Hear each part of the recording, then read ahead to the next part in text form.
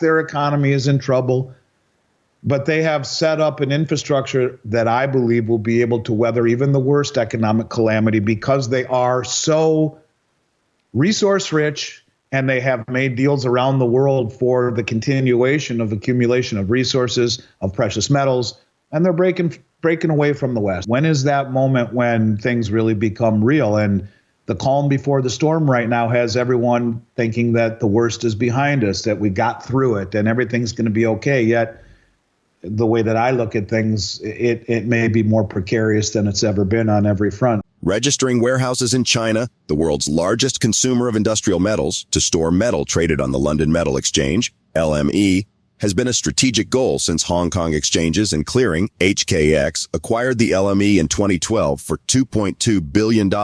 Having acquired the LME, the Chinese are actively listening and holding actual metals on the Shanghai Exchange. This move aligns with China's status as the world's biggest retail buyer of gold, with Chinese households increasingly turning to gold bullion and jewelry for wealth protection. Andy Schectman, CEO and president of Miles Franklin Precious Metal Investments, characterizes the Chinese approach as methodical, emphasizing their global resource accumulation and strategic infrastructure setup to weather economic challenges. Recognizing the strategic power of controlling precious metal reserves, Andy echoes the age-old adage, "He who has the gold makes the rules." Meanwhile, with China leading the charge, the BRICS nations are strongly inclined to ditch the US dollar in 2024. The bloc has prioritized de-dollarization, focusing on developing BRICS in local currencies. China, particularly, has been at the forefront of this movement during the opening months of 2024. Due to growing tensions with the West and increasing sanctions, China aims to abandon the US dollar in 2024 completely. Recent reports indicate that China is settling half of its trade in the Chinese yuan, with Russia expressing similar sentiments about prioritizing abandoning the US dollar. Renowned analyst Jim Rickards suggests that BRICS nations might consider pegging their currencies to the dollar price of gold. This strategic move would position these nations favorably, allowing them to benefit from fluctuations in the value of gold relative to the dollar. Whether the dollar inflated or the U.S. attempts to accumulate more gold, the BRICS nations would stand to gain in either scenario. We will present clips from Andy Schectman's interview with Liberty and Finance. But before we do, if you want more videos like this, please hit the subscribe button and turn on the notification bell for more updates. Thank you and enjoy the video. So many people have no understanding of how severe some of these things really are, some more than others. I mean, we've let 12 million people into this country.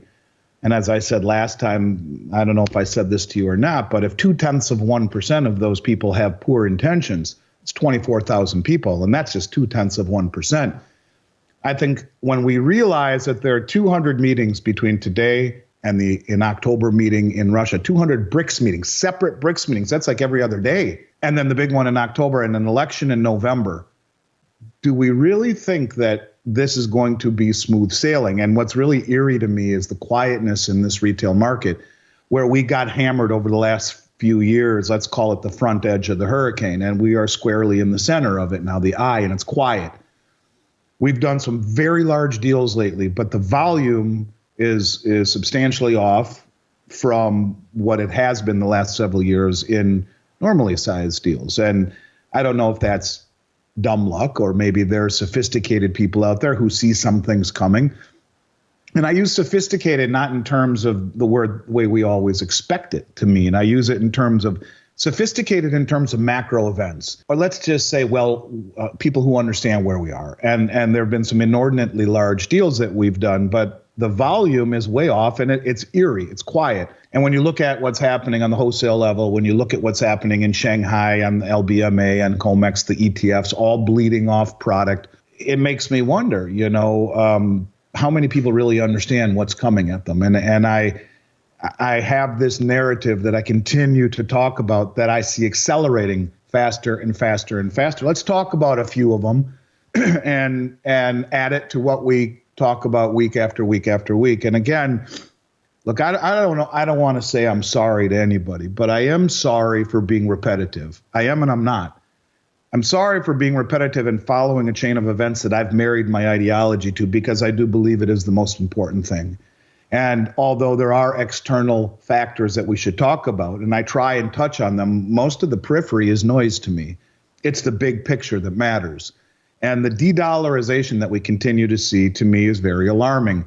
We talked about how the United Arab Emirates made the provocative move of saying they're not going to trade in dollars. When that materializes, I'm not quite sure. And we talked about how they are the 7th largest producer of oil in the world, and they are an OPEC member that was just admitted to BRICS here January 1st. They just yesterday, the day before, completed the first ever digital transaction made directly to China through the mBridge platform. We've talked about the mBridge platform for over a year.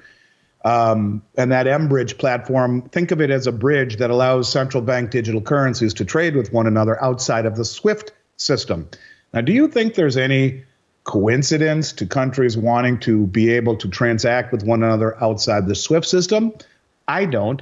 This is how all of the countries are sanctioned. When the West imposes sanctions, they are locked out of the SWIFT system, which is the oxygen, if you will, to be able to transmit money from entity to entity. And these countries are hell-bent on finding a way to transact their own currencies, their local currencies, outside of the SWIFT system. This is the first ever transaction made directly to China from the United Arab Emirates, who just said they're not going to take dollars anymore, who was just visited by Putin right after they made that announcement, who hasn't left the country but twice in 2 years because of the sanctions.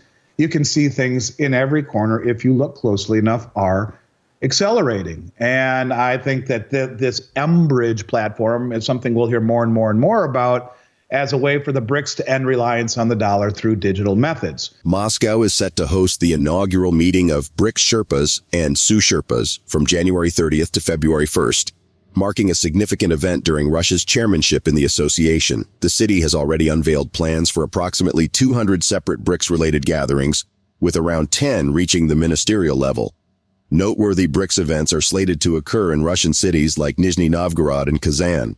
Against these 200 separate BRICS meetings, leading up to the pivotal October meeting in Russia and a consequential election looming in November, Andy expresses skepticism about the prospect of smooth geopolitical navigation.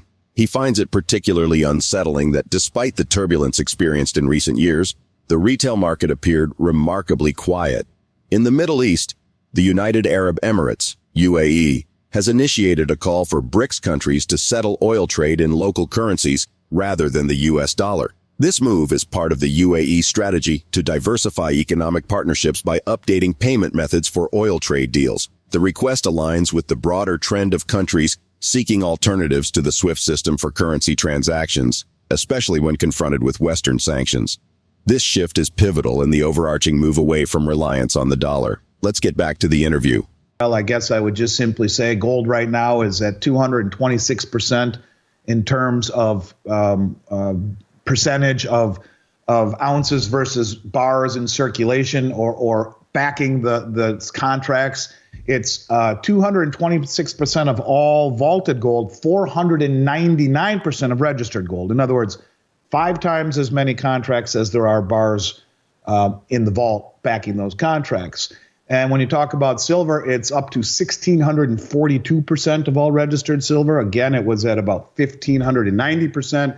Now it's 1,642. Basically, 1 out of every 17 contracts is backed. The rest is rehypothecated. So this entire system that is over leveraged, whether you're talking the commodity exchanges, and do you think there's any reason why the Chinese bought the LME and are now going to be listing things trading on the Shanghai exchange and listing and holding actual metals, vaulting them for the LME? You can begin to see how methodical they really are. Little by little by little, they are all over the place. And yes, their economy is in trouble, but they have set up an infrastructure that I believe will be able to weather even the worst economic calamity because they are so resource rich and they have made deals around the world for the continuation of accumulation of resources, of precious metals, and they're breaking away from the West. So everyone is in trouble right now financially. All of the countries are not in the best position, but in the end, as old Tam Pozar says, the ones who have all the commodities win.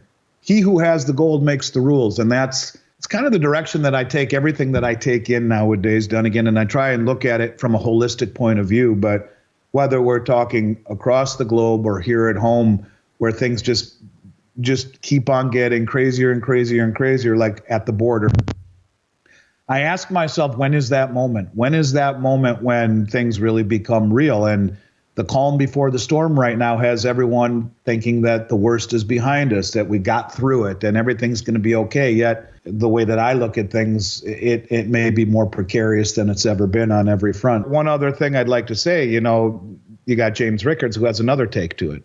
And his take is that what the BRICS nations will do is just peg their currency to the dollar price of gold.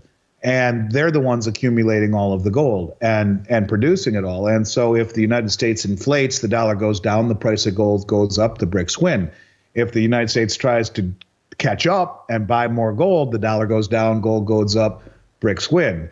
And his idea is just to peg it to the dollar value of gold. And if that happens, they win without doing anything. Whatever it is, I do believe that the Tier 1 revision, the central bank accumulation off the charts, is going to have some form of a peg or some significance to a new system. And that's why I talk about people doing this, the importance of it, because a lot of people say we had no warning. How did this happen? And if you aren't seeing this, it's I can't believe it. I mean, it's all around us. So I will continue down this road, and I think something will show itself by or before October of this year. I don't know what that will be. Look, all the finance ministers were tasked with going back to the drawing board and presenting their findings in October, but there's 200 meetings between now and then. And you throw in the election the month after and all of the instability in this country and geopolitically, something is going to break. And the calm right now, this eerie calm, has me a little bit weirded out, I guess you could say. And I'm just waiting for the shoe to drop. So gold price turns positive for the third straight day, though the upside potential seems limited. The enduring presence of geopolitical risks and the economic challenges faced by China are expected to be continual factors contributing to the ongoing appeal of gold as a safe haven asset in the general landscape. What are your thoughts on China's strategic moves in acquiring and listing metals and its inclination to ditch the US dollar? Share your thoughts in the comment section below. If you find this video informative, remember to support our channel and turn on notifications to stay informed about our latest videos. See you in the next video.